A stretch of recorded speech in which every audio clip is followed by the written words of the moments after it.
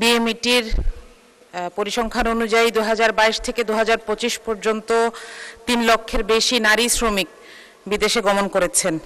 তাদের নিরাপত্তা, বেতন বঞ্চনা, চুক্তি লঙ্ঘন ইত্যাদি ছাড়াও প্রায় 94% নারী শ্রমিক যৌন নির্যাতনের শিকার হন।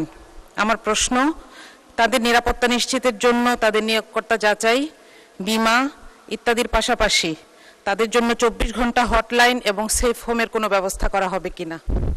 ধন্যবাদ মাননীয় সদস্য। মাননীয় প্রতিমন্ত্রী। আমাদের বাংলাদেশ থেকে 16135 টোল ফ্রি একটি হটলাইন পরিচালনা করা হয়, যেটা দেশের বাইরে থেকেও আমাদের যে কোনো প্রবাসী যে কোনো সেবা কিংবা অসুবিধার কথা এখানে জানাতে পারবে। যদি তারা জানায়, আমরা এখান থেকে ওই ধরনের ব্যবস্থা নিয়ে থাকি। এছাড়া আমাদের বাইরের দূতাবাসগুলোর মাধ্যমেও তাদের সেবা দেওয়া হয়, এবং আগে অনেকগুলো দেশের সাথে আমাদের এমইউ ছিল না, এখন আমাদের বিভিন্ন দেশের সাথে এমইউ হচ্ছে, যার ফলে আমরা আমাদের শ্রমিকদের মর্যাদার প্রশ্নে কিংবা তাদের সোশ্যাল প্রোটেকশনের ক্ষেত্রে, কর্মক্ষেত্রে যদি তারা এই ধরনের হ্যারাসমেন্টের শিকার হয়, সেটা একটা প্রতিকার দাবি করতে পারি। সৌদি আরবে আমাদের দুটো সেফ হোম আছে।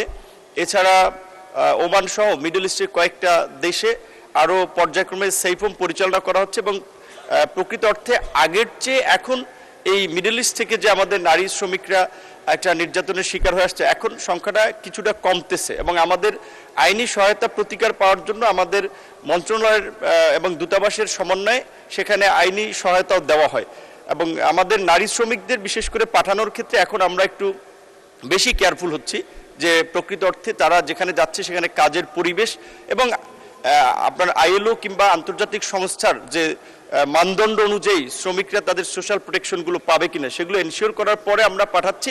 এবং এখন বিশেষ করে আমাদের সব ক্ষেত্রে শ্রমিক পাঠানোর ক্ষেত্রে আমরা অ্যাডভান্স পুল তৈরি করার কথা ভাবছি, যেন আমরা মন্ত্রণালয় এবং ওই দেশের নিয়োগকর্তারা যেন এখান থেকে তাদের রিকোয়ারমেন্ট অনুযায়ী কর্মী নিতে পারে, এবং সেখানে আমাদের মন্ত্রণালয় একটা সরাসরি সম্পৃক্ত থাকে এজেন্সির বাইরেও।